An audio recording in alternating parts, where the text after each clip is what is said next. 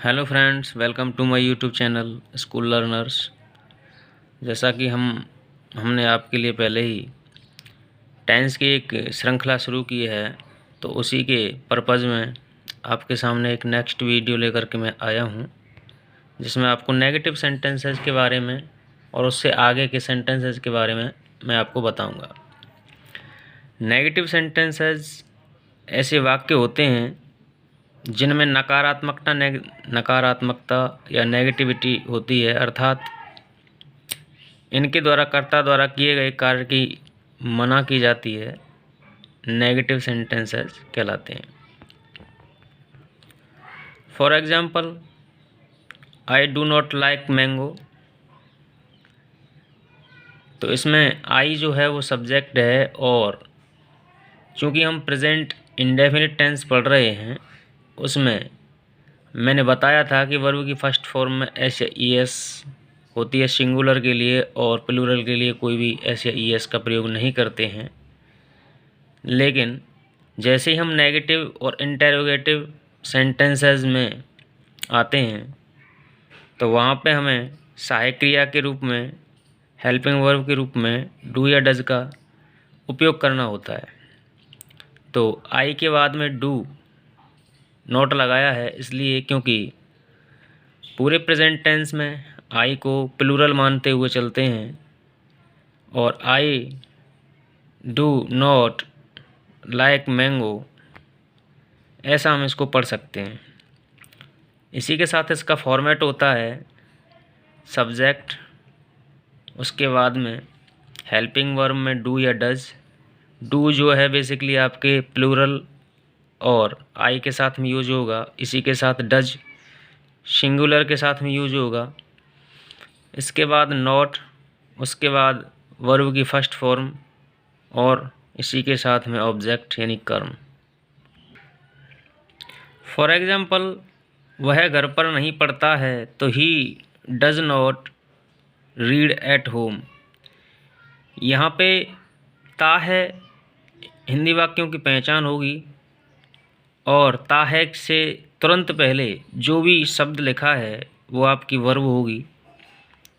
वह यहाँ पे कर्ता हो गया, और कर्ता को पहचानने के लिए हम वाक्य में प्रश्न भी पूछ सकते हैं कि कौन घर पर नहीं पढ़ता है। तो आंसर अगर हमें मिलता है वह, तो उसमें सब्जेक्ट जो है वो वह होगा, या जो भी मिलता है।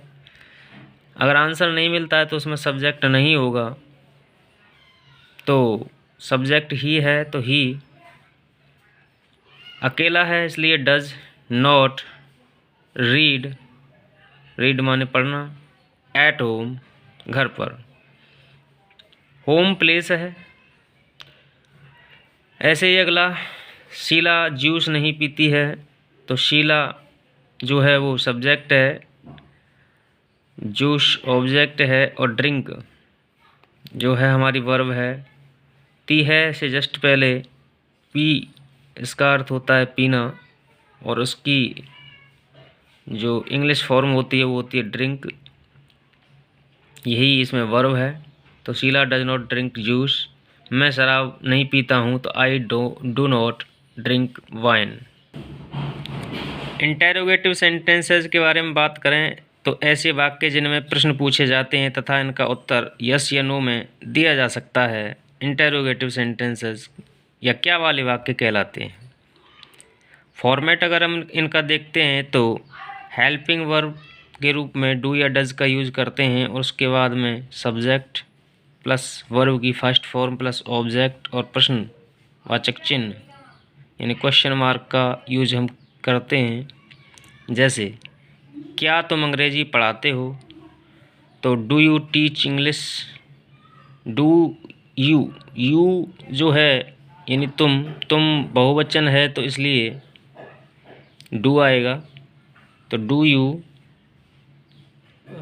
Teach English. यहाँ पर ते हो पहचान चिन्ह है, और उससे पहले पढ़ा यानी पढ़ाना वर्ब है, और इंग्लिश या अंग्रेजी ये हमारा ऑब्जेक्ट है। क्या वह मेरे बारे में सोचता है? तो does he think about me. Does इसलिए आया क्योंकि वह एक वचन है, मेरे तो मी, और बारे में तो अबाउट, और थिंक माने सोचना। इसी के साथ में इंटेरोगेटिव नेगेटिव सेंटेंसेस को अगर हम लेकर के चलें तो इस प्रकार के वाक्यों को क्या नहीं वाले वाक्य भी कहते हैं। इसमें प्रश्न पूछने के साथ नकारात्मकता भी दर्शाई जाती है, जैसे क्या वह विद्यालय नहीं जाता है, इत्यादि इत्यादि।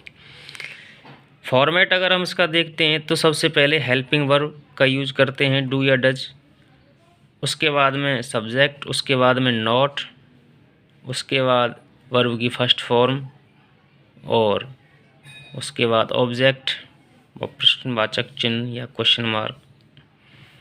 जैसे क्या वह मंदिर नहीं जाता है, does he not go to temple, तो वह यहाँ पर एक वचन है, एक वचन के हिसाब से डज आया। ता है पहचान चिन्ह है, उनसे तुरंत पहले जा यानी जाना वर्ब हो गई, इसके लिए गो आया। नहीं के लिए नॉट आया, टू टेम्पल यानी मंदिर, प्लेस के लिए टेम्पल आ गया। क्या तुम सब्जी नहीं बेचते हो, तो do you not sell vegetable. तो इस प्रकार से हमारे ये वाक्य तैयार होते हैं। इसी के साथ में आपका आज का सेशन यहीं ख़त्म होता है। अगर आपको मेरी वीडियो पसंद आ रही हैं तो आप चैनल को लाइक सब्सक्राइब कर सकते हैं, और आगे इसी प्रकार की वीडियो आपको मिलती रहें, इस क्रम में आप नोटिफिकेशन ऑन कर लें। अगर आप किसी प्रकार का सजेशन देना चाहते हैं तो आप कमेंट बॉक्स में दे सकते हैं। Thank you.